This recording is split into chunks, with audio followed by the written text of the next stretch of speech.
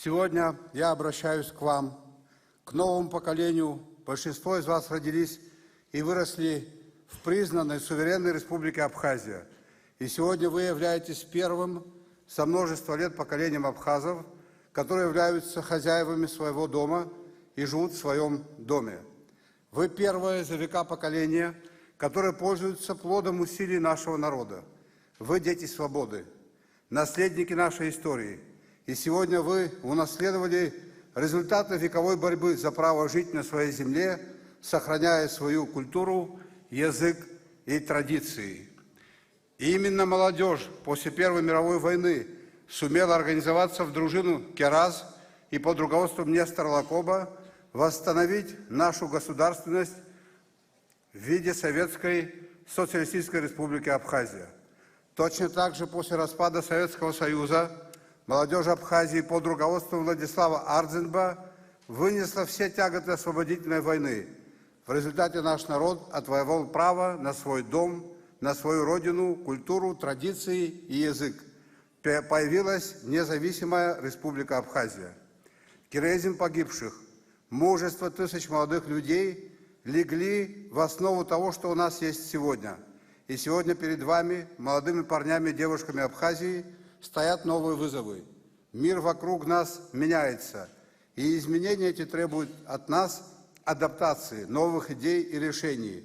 Мы должны стать развитыми, умными, здоровыми, состоятельными. Мы должны не просто уметь сотрудничать и развивать отношения с нашими друзьями. Для того, чтобы сохранить нашу свободу, мы должны укреплять свои союзнические отношения, прежде всего с Россией. В союзе со всеми народами Российской Федерации мы сможем совместно противостоять общим угрозам и вызовам. Ваши знания, ваша энергия и ваш новаторский подход должны воплотить самые смелые проекты и идеи, сделать Абхазию сильнее, богаче, красивее, справедливее и в конечном счете еще лучше, чем она есть сегодня. Мы не затеряны в океане остров, оставлены один на один со стихийными силами природы.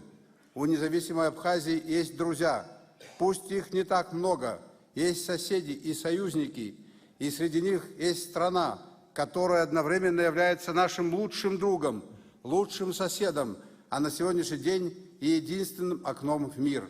Это Российская Федерация, которая первой признала наше право на самоопределение, наше право жить в своем доме и говорить на своем языке, развивать свою культуру и экономику, наше право быть самими собой.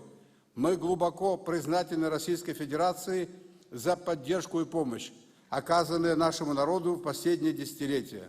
Это сотрудничество оказалось ключевым в обеспечении нашей безопасности и экономического развития. И сегодня мы должны продолжать укреплять эти связи, строить нашу совместную будущность на основе взаимного уважения и партнерства. Именно ради возможности иметь это лучшее будущее многие молодые люди из Абхазии ушли добровольцами СВО на Украине, где сейчас Россия борется с агрессивным режимом и его вдохновителями за новое, справедливое мироустройство, в котором уважается право народов на свободу, самоопределение. Россия не признает мироустройство, в котором подразумевается один хозяин на все страны и борется с ним. Мы должны понимать, что это борьба и наша борьба. Нас не признали те же самые страны, у которых есть свой хозяин, и которые не желают видеть нас равноправными партнерами. Вот почему наше будущее связано с теми, кто, как и мы, борется за право быть хозяином в собственном доме, за право сохранения своей идентичности. Сейчас каждый из вас стоит перед важным выбором. Этот выбор повлияет не только на будущее России, но и на наше общее будущее.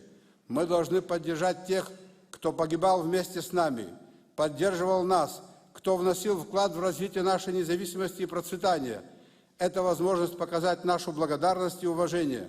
Разумеется, речь идет о президенте Российской Федерации Владимире Владимировиче Путине, чей личный вклад в становление и развитие независимой и суверенной Абхазии неоценим.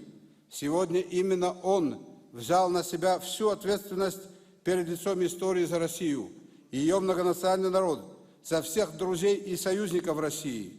Мы видим, как под его руководством рушатся планы наших общих врагов. И мы знаем, что он приведет Россию к победе. Вот почему наша задача сегодня способствовать этому всеми силами, всей душой, и делать это как граждане, как союзники, как друзья, как честные и порядочные люди, совесть и достоинство которых знакомы с чувством человеческой благодарности.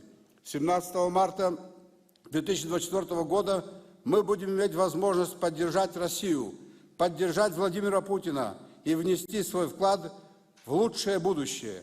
В этом будет заключаться наша благодарность за гигантский вклад России в развитие Абхазии, основой которого является формирование общего социально-экономического, культурного, духовного, гуманитарного пространства и, конечно, обеспечение прочного мира.